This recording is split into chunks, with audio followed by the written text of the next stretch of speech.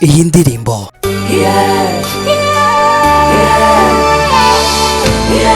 yumvugaga kenshi mu bihe babaga bakurikiye n'amatsiko menshi, imwe mu marushanwa akomeye cyane yabayeho mu Rwanda. Ababyeyi baje gushyigikira abana babo, abandi baje kureba abavandimwe n'inshuti zabo ko bari buze kwitwara. Mwana wanjye indangagaciro. Irushanwa ryari rimaze gutera imbere kugeza ubwo n'abari mu bindi bihugu n'amatsiko menshi babaga bibaza bati ninde uri buze gutsindira rino kamba maze akaba nyampinga w'u Rwanda cyangwa se Miss Rwanda. Urashaka ufite ubwiza. U Rwanda ni kimwe mu bihugu byinshi ku isi byagiye bibarizwamo amarushanwa y'ubwiza, ubwiza bujyana n'ubumenyi, maze agatobwa umukobwa uhiga abandi mu bwiza mu bihe bitandukanye. Baba ngaba bakambika ikamba, bakanahabwa ububasha butandukanye, kandi ibi byose bakabikora mu gihe cyabo, bamwe bakanakomezana nyuma y'igihe cyabo. Abamisi bose bagiye bambikwa ikamba banahabwaga amahirwe yo guhagararira u Rwanda mu marushanwa atandukanye y'ubwiza ku ruhando mpuzamahanga, maze bagahabwa ingendo zitandukanye batara ubumenyi, bahabwa ubumenyi hirya no hino ku isi. Irushanwa rya Miss Rwanda ni ryari rimaze kuba igikorwa gikomeye gihesha amahirwe abahatanira ikamba, ndetse benshi mu baryitabiraga babaga ari abanyamideli, maze ibyo bikabahesha amahirwe yo kumenwa n'amakampani atandukanye akomeye ashobora kubifashisha mu kwamamaza.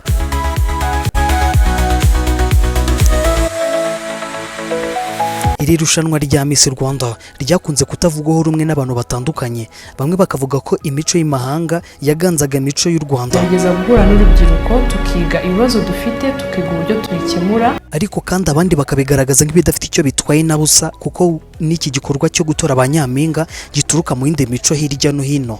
Pour que nous puissions arriver à nos projets de la vision. Uyu munsi buri mukobwa wese wahawe ikamba maze akitwa Miss Rwanda, birumvikana ko yahise icyamamare cyangwa se umusitari. Uyu nguyu ugasanga buri gikorwa cyose akoze na nyuma ya manda ye kirimo kiravugwa kandi kiri mu izina ry'uwahoze ari Miss Rwanda, cyangwa se nanone ugifite rino kamba uretse na Miss nyirizina n'uwitabiriye rino rushanwa wese, kuko n'ubundi wasangaga kenshi mu mazina ye hararangije kujya izina Miss. Usanga no kugeza ubu bikorwa byose akoze bikurikirwa ati runaka witabiriye irushanwa rya Miss Rwanda, wenda uyu mwaka yakoze bino. Kugeza uyu munsi tuvugana buri mu Miss wabaye u Rwanda yagiye avugwaho ibintu bitandukanye, yaba akiri Miss cyangwa se na nyuma yaho, kandi mu nkuru zagiye zivugwa kuri bano harimo inziza ndetse n'embe. Muri iki kiganiro cyacu reka twibutse ibihe benshi bakumbuye bya Miss Rwanda, tunagaruke kandi kubagiye batorerwa kuba nyampinga w'u Rwanda, hamwe n'inkuru zagiye zivugwa kuri bano, ndetse tunaze kugaruka gato kuko byaje kurangira, aho kugeza ubu iri rushanwa ririmwe mu yarakunzwe cyane kandi amaze gutera imbere ku rwego rukomeye, yamaze guhagarara. Ikaza uri hose nk'ibisanzwe, ugiye kubana nanjye Bizimana Dani.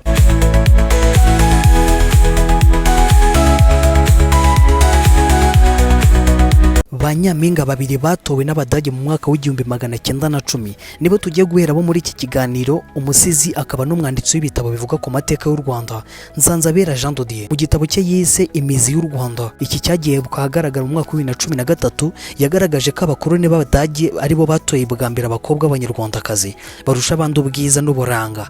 Ibyo ngibyo bikaba yarabaye mu mwaka w'1910. Nta mazina ya bano bakobwa cyangwa se andi makuru atomoye Nzanzabera yatanze, ariko agaragaza ifoto iriho abakobwa babiri batowe, aho byavuzwe ko bano aribo batowe nk'abarusha abandi ubuhanga ndetse n'uburanga icyo gihe nyine mu Rwanda.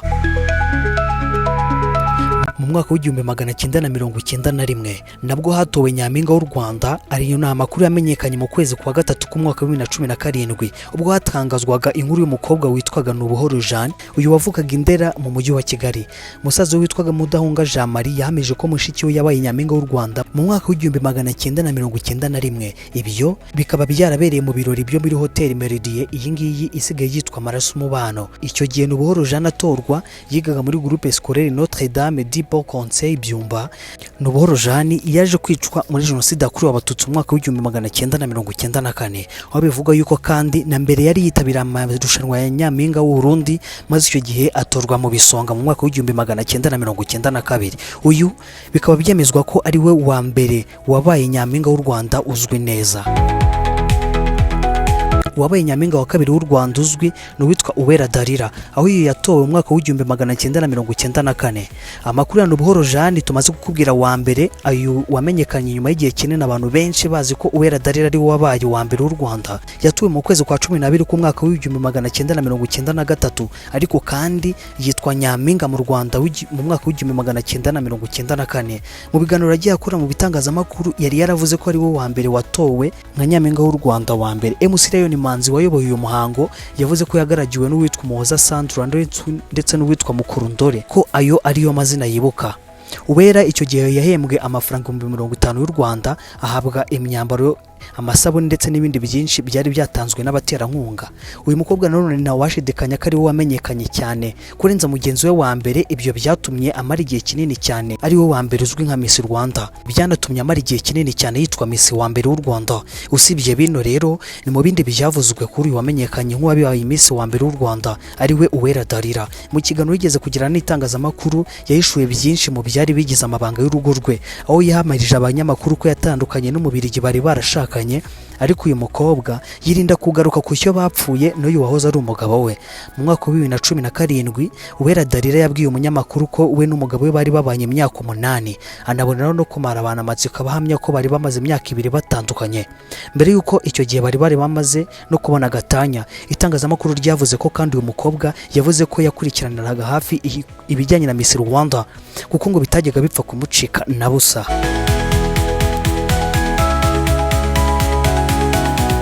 Nyuma ya jenoside yakorewe abatutsi mu Rwanda mu mwaka w'1994, irushanwa rya nyampinga w'u Rwanda naryo ryaje kugaruka mu gihe n'ubundi igihugu cyari gikomeje mu kwiyubaka. Icyo gihe Bahati Grace niwe wambitswe ikamba, ahita naba umwe mu bamisi bavuzwe cyane, ndetse benshi banatekerezaga ko ari nawe wa mbere, kuko amakuru menshi ajyanye n'aba bakobwa bandi babiri tumaze kukubwira ntabwo yarazwi.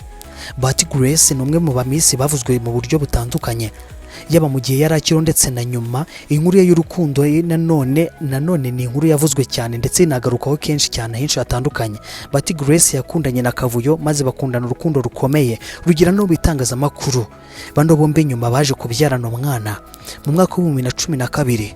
Ni inkuru itaravuzweho rumwe, bamwe bati n'ubundi nta bya Miss, ni gute Miss ashobora kubyara atarashatse? Nyamara abandi baramushimye cyane, bavuga ko nibura kuba atarakuyemo umwana nabyo ari ibintu byo kwishimira.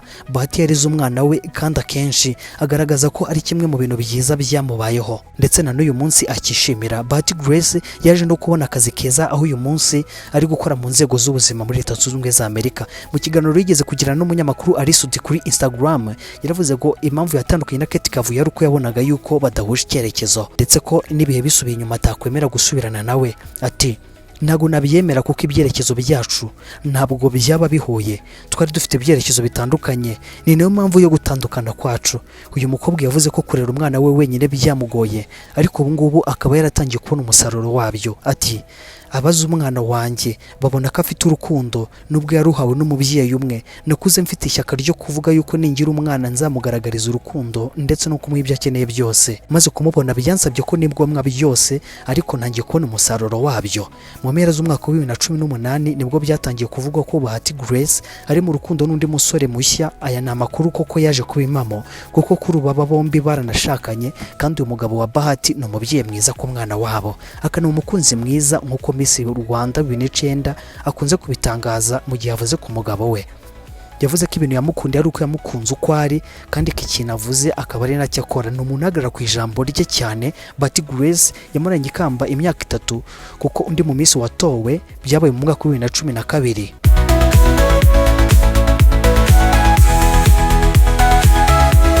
Miss Kayibanda Mutesi Aurore ni wowe wasimbuye Bahati Grace, aho uyu mukobwa yatowe mu mwaka wa 2012.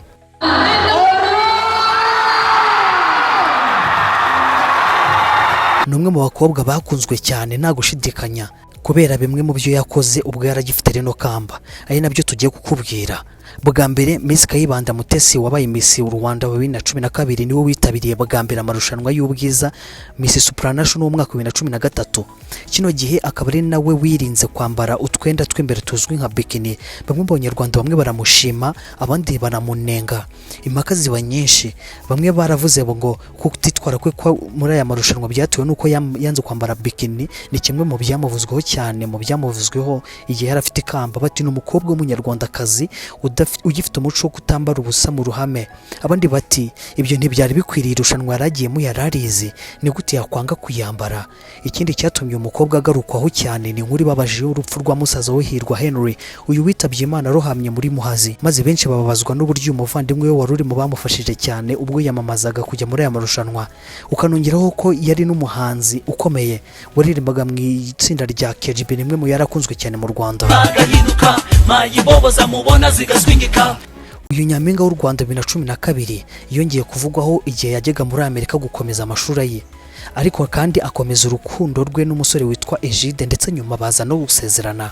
Nyampinga w'u Rwanda Mutesi Aurore nabwo yagarutsweho ubwo yeruraga ko urukundo rwe na Mbabazi Egide bari barasezeranye nk'umugore n'umugabo rwaje kurangira. Gusa yirinze kugira byinshi abivugaho, abitangaza mu kiganiro yagiranye na Arisudi ubwo yamubazaga ku bimaze iminsi bivugwa ko urukundo rwe na Mbabazi Egide rwarangiye. Mutesi Aurore n'amagambo menshi yabivuzeho, gusa yavuze ko aya makuru ari impamo, ko we na Egide babonye urukundo rwabo rudashobora gukomeza maze bahitamo gushyiraho iherezo. Yavuze ko amakuru arambuye azaba ari mu gitabo arimo kwandika, kizaba gikubiyemo inzira y'urukundo rw'ubuzima bwe ndetse n'urwe na Mbabazi Egide bari barasezeranye. Urukundo rwa Mutesi Aurore ndetse n'umukunzi we byari biri mu bintu byavuzwe cyane wo mu kwezi kwa karindwi k'umwaka wa 2018. Aba bari aribo basezeranye imbere y'amategeko muri Leta Zunze Ubumwe za Amerika, aho hari yashize iminsi uyu musore yambitse impeta uyu mukobwa amusaba kumubera umugore undi akabyemera. Ubwo gutandukana n'umugabo we kwa Mutesi Aurore kwaravuzwe cyane, n'ubundi nk'ibisanzwe bati n'ubundi niba arabonaga urukundo rutakomeza akaba yararuhagaritse ntacyo, ariko kandi abandi bavuga ko ngo nta mu minsi wo kudivorusa nk'uko abenshi bagiye babivuga. Kugeza uyu munsi Nyampinga Mutesi ari mu rukundo n'undi musore. Nanone nawe kwibagirwa ko Mutesi Aurore ari umwe mu bamisi bavuzweho kwitonda, kuvuga make ndetse akanagira uburanga n'inyuma, ku buryo ari na benshi bakunze kumwita Miss w'ibihe byose mu Rwanda.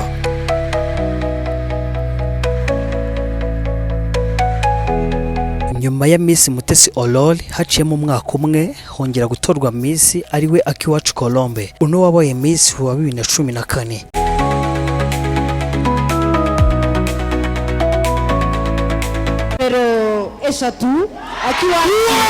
Miss Akiwacu Colombe kimwe n'uwamubanjirije nawe yitabira amarushanwa y'ubwiza ya Miss Supranational ayabaye mu mwaka wa 2016. Gusa we yemeye kwiyerekana yambaye bikini. Colombe yarakurikiye uwitwa Sonia Gisa wabimburiye abandi maze akambara uyu mwambaro ntacyo yikanga, ndetse iki gihe atahana ikamba rya Nyampinga uhagarariye umugabane wa Afurika. Colombe nawe icyo gihe baramwihaye ku mbuga nkoranyambaga, gusa nawe yeretse abamuvuga ko kwambara imyenda iteye kuriya bitewe naho ari cyangwa se icyo agiye gukora uzabijyanga azababara cyane, kuko azakomeza kubikora igihe cyose. Arimo aratekereza ko ari ngombwa. Miss Akiwacu Colombe nyuma yaje no kuza gutura mu Bufaransa, ndetse akomeza no kugenda agaragara ku mafoto akomeye yambaye bikini. Amafoto akavugisha benshi avuga ko uyu munyarwandakazi yataye umuco. We yavugaga ko ibyo byose ari by'abantu badasobanukiwe, akavuga ko aya mafoto akunze kuvugisha benshi, bakavuga ko kuba yambaye bikini ari uguta umuco. Uyu Nyampinga usanzwe n'ubundi afite umwuga wo kumurika imideri, yavuze ko umuco utagaragazwa no ku muntu yambaye bikini, ahubwo umuco ugizwe n'ibintu byinshi birimo nk'ururimi, ari nabyo mu Rwanda akenshi barimo kwica cyane kurenza ibindi. Akiwacu Colombe yaravuze ati ntago kuri njye mbona ko kugira umuco bivuze yuko ari uko umuntu yambaye bikini, kuko bishatse kuvuga ko kuko n'ubundi mu Rwanda umuntu ajya muri piscine, none se umuntu ajya muri piscine yambaye bikini. Mu muco harimo ibintu byinshi, harimo nk'ururimi, binanababaje cyane kuba turimo kurutakaza, ahubwo tugaha cyangwa se tugaha umwanya ibintu bidafite umumaro. Akiwacu Colombe ni umwe mu bamisi bavuzwe cyane ko bafite ubwenge, kandi weretse abakobwa benshi ko mu gihe ushaka kugera ku kintu wifuza utagomba kugendera ku magambo y'abantu. Colombe yanakoze ibikorwa byinshi by'urukundo birimo nko kubakira abantu, gutanga ubufasha butandukanye ku bikorwa by'ubugiraneza, ndetse akanaba kandi uwize amashuri menshi, aho kugeza uyu munsi binavuga ko ari wo Miss Rwanda mu bahawe iri kamba wabashije kwiga amashuri menshi cyane. Mu mwaka wa 2015 undi Miss Rwanda yaratowe.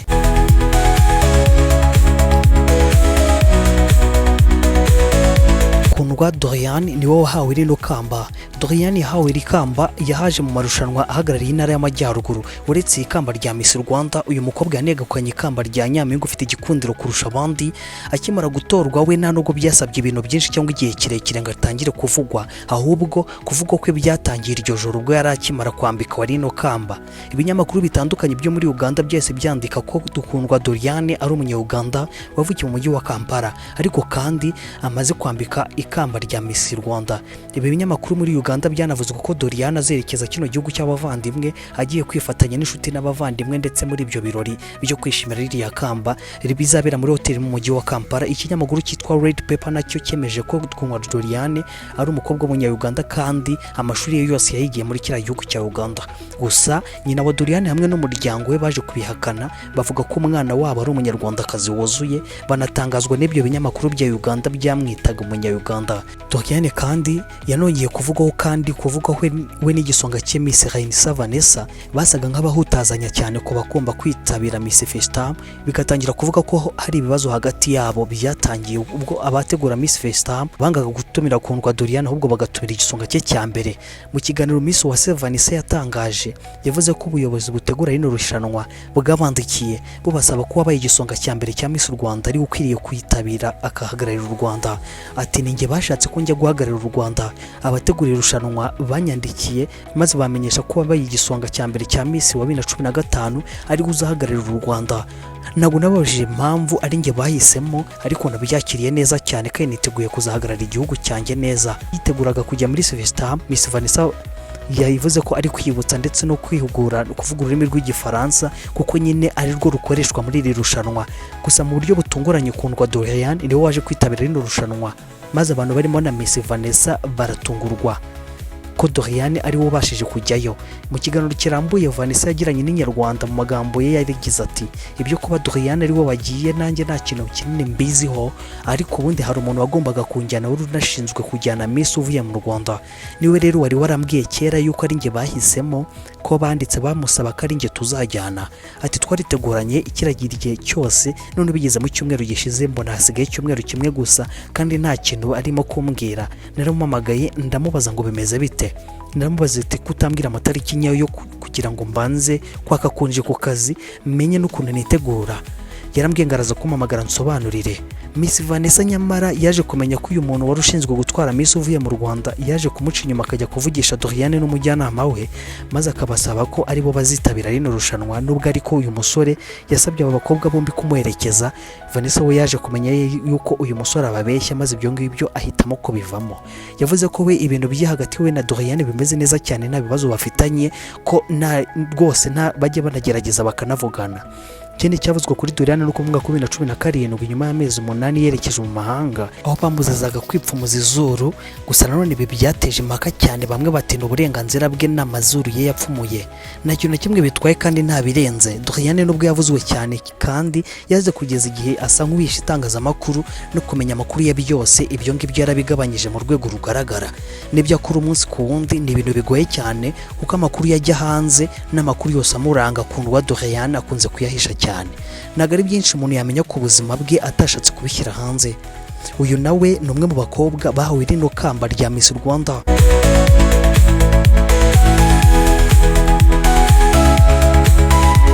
Nyuma ya Kundwa Doriane mu mwaka wa 2016 biragoye kumva yuko hari umumisi wavuzwe cyane cyangwa se uvugwa cyane mu Rwanda kurenza Miss Rwanda 2016. Uyu nta gushidikanya numwe mu bagarukwaho cyane bikomeye. Mutesi Jolly no yatangiye kuvugwa ataranaba Miss kuko ubwo bari mu majonjora uburyo yivuze bwakuriye benshi, atari uko yakurikiranyaga ibisekuru bye, ahubwo uburyo ibisekuru bye bigenda maze bikagera ku bami. Mutesi Jolly mu kwiyamamaza kwe yaranzwe no kwivuga kurimo kwihagararaho ndetse no kwigirira icyizere gihagije, kugeza ubwo benshi batangiye kubona ko azaba Miss Rwanda mu by'ukuri ataranamuba.